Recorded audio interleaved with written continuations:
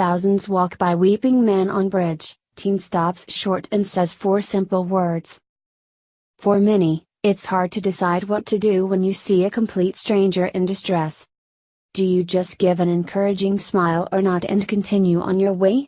You could ignore the situation entirely, thinking it's really none of your business. Fortunately, a Dublin teenager who found himself in this situation a couple of years ago could tell neither was the right path to take and intervened, ultimately saving a man's life. The teen, Jamie Harrington, was on his way to pick up some Gatorade when he saw a man sitting on the ledge of the Halfpenny Bridge in Dublin. Maybe it was his posture or his demeanor, but something struck Jamie as odd, so he carefully approached. "Are you okay?" he simply asked. The man, who appeared to be in his mid-30s, didn't respond. But I saw tears coming from his eyes, Jamie wrote in a Facebook post, so the man was obviously in some level of distress. Jamie estimates at least 1,000 people must have walked past the man that day, maybe some of whom picked up on the distress signals.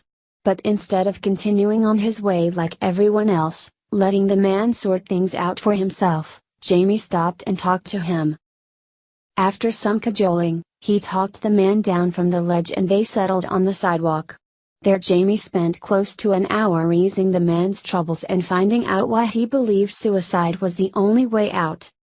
After 45 minutes, Jamie realized he had to get going, but he didn't want to leave the man alone.